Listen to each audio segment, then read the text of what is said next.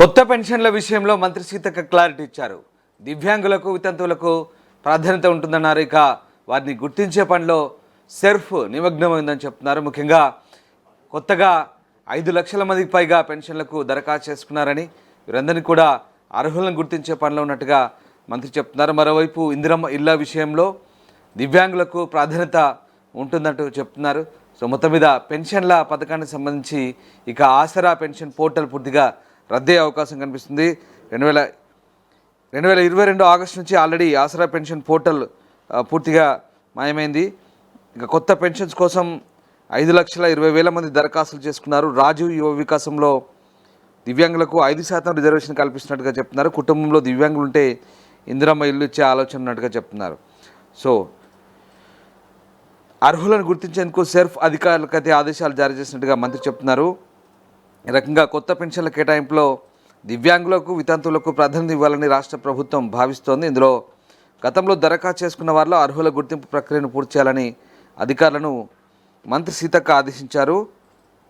కొత్త పెన్షన్ల కోసం గతం నుంచే 5,20,000 మంది దరఖాస్తుల పెండింగ్లు ఉన్నాయని చెప్తున్నారు.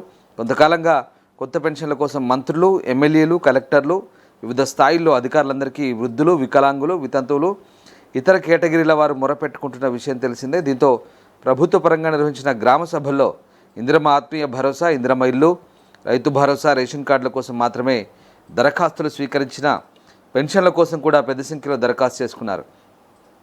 రాష్ట్ర జిల్లా స్థాయిలో నిర్వహిస్తున్న ప్రజావాణిలోనూ పెన్షన్ల కోసం దరఖాస్తు చేస్తున్న వారు కూడా పెద్ద సంఖ్యలో ఉండడం గమనార్హం. ఇక్కడ కొత్త పెన్షన్ల దరఖాస్తునకు సంబంధించి 2022 ఆగస్టు నుంచి ఆసరా పెన్షన్ల ఆన్లైన్ పోర్టల్ అందుబాటులో లేకుండా పోయింది.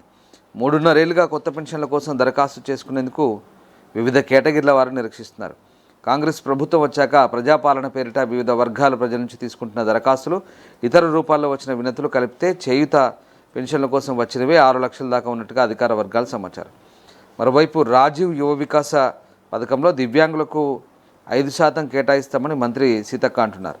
కుటుంబంలో దివ్యాంగులుంటే ఇంకా వారి పేరు మీద ఇందిరమ్మ ఇల్లు ఇచ్చే అంశం ప్రభుత్వ పరిశీలనలో ఉందన్నారు. ప్రపంచంలో ఏ మూల ఏ క్షణం ఏం జరుగుతుందో వేగంగా తెలుసుకోవడానికి తొలి వెలుగు వాట్సాప్ ఛానల్ని ఫాలో చేయండి.